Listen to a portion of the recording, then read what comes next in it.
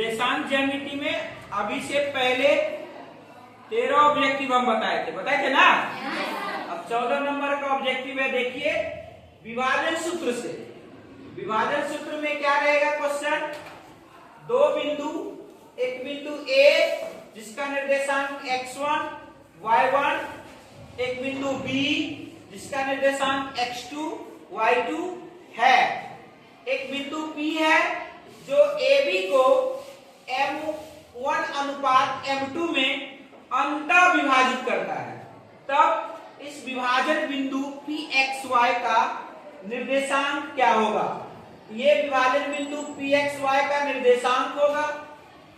भुज और कोटि में आपको याद रखना है M1 x2 plus M2 x1 बटे M1 प्लस M2। कहने का मतलब M1 लेंगे तो x2 लेना पड़ेगा, एक के साथ दो, दो के साथ एक, याद रह जाएगा आसानी से।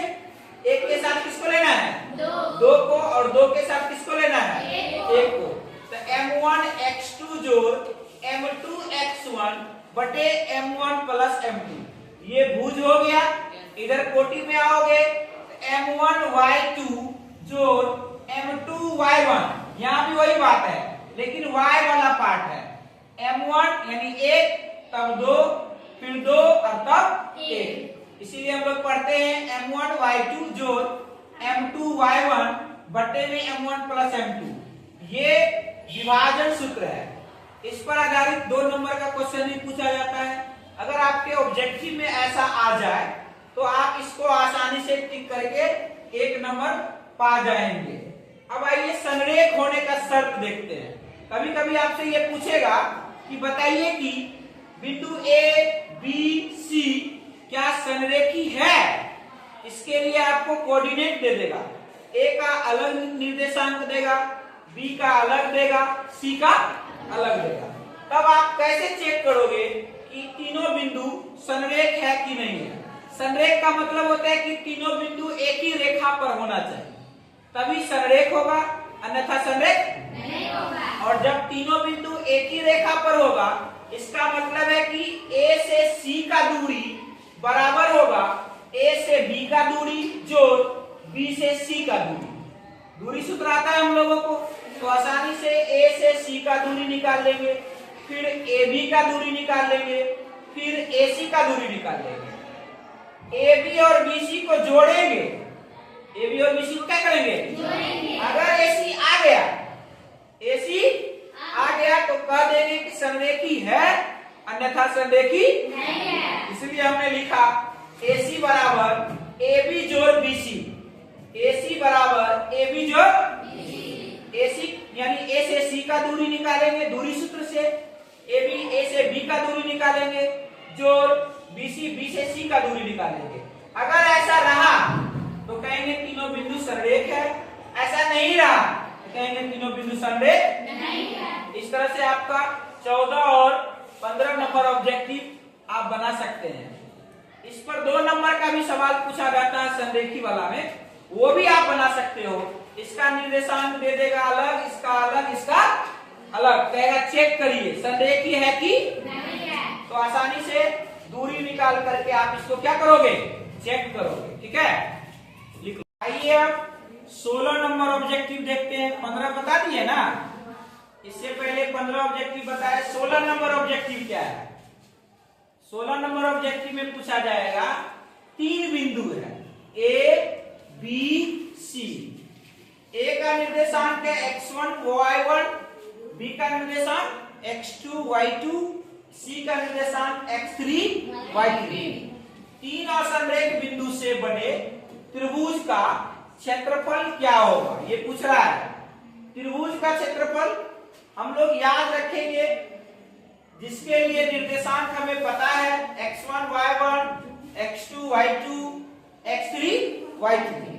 इसका फॉर्मूला होगा त्रिभुज का क्षेत्रफल बराबर 1/2, ये मोड का साइन है, मॉडुलस जिसको हम लोग कहते हैं, 1/2 मॉडुलस लगा दिए। मॉडुलस क्यों लगाएंगे, यहाँ देखो मोड का प्रयोग है ऐसे, और यहाँ भी देखो ऐसे, मोड इसलिए लगाए क्योंकि इसके अंदर त्रिभुज का क्षेत्रफल अगर इसके अंदर माइनस में आ जाए तो हम लोग कह सकते हैं कि क्षेत्रफल किसी भी चीज का वो माइनस में नहीं आता है, वो हमेशा प्लस में आनी चाहिए। इसलिए हमने मोड लगाया।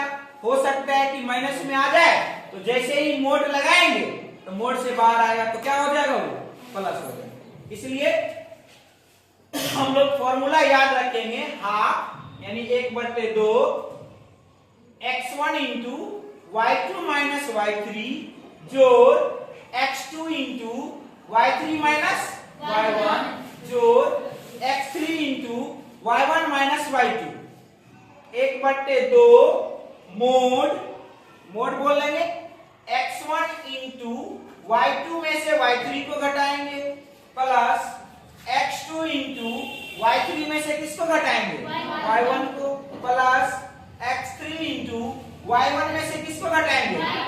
इस तरह से इसको शॉर्ट में साधारण तरीका से हम लोग याद कैसे रहेगा, इसके लिए y वाला पार्ट को हम लोग याद रखते हैं कोडिंग करके। कोड क्या रहेगा मेरा, 23 का मतलब 2 में से किसको घटाएंगे, 3, यानी y2 में से y3 को।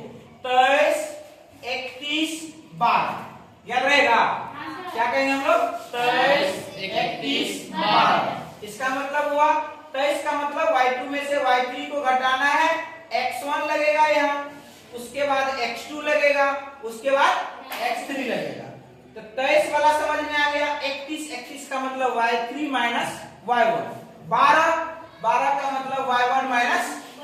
अगर ये आपको याद रहेगा, त्रिभुज का क्षेत्रफल का ये फॉर्मूला याद रहेगा, तो ऑब्जेक्टिव तो बनेगा ही, साथ में आपको 2 नंबर और 5 नंबर दोनों सवाल बनेगा, क्योंकि ये सवाल कभी कभी 2 नंबर में भी पूछा जाता है और कभी कभी 5 नंबर में भी बोर्ड पूछ देता है। इसके लिए आपको यहाँ का निर्देशांक बदल जाएगा, x1 y1 का निर्देशांक कुछ और दे देगा। जैसे कि मान लिया जाए इसके बदले में 2 3 लिख दे, इसके बदले में 4,1 लिख दे, इसके बदले में 5,0 लिख दे। तीनों बिंदु का निर्देशांक पता है। अब हम इसको x1 इसको y1 कहेंगे, इसको x2 इसको y2 कहेंगे, इसको x3 इसको y3 कहेंगे और इस फॉर्मूला पर बैठा देंगे तो हमारा त्रिभुज का क्षेत्रफल निकल जाएगा। तो ऑब्जेक्टिव भी सीख गए। 2 नंबर का सवाल पूछेगा तो 2 नंबर का भी बना लेंगे। कब बनाओगे, जब आपको ये फॉर्मूला याद रहेगा, तो याद कर लोगे। याद करने का कोडिंग भी बताए हम, 23 31 12 मोड का प्रयोग करेंगे और क्षेत्रफल आसानी से क्या करेंगे, हम निकाल देंगे। निकाल लोगे आप, तो इसको नोट कर लो।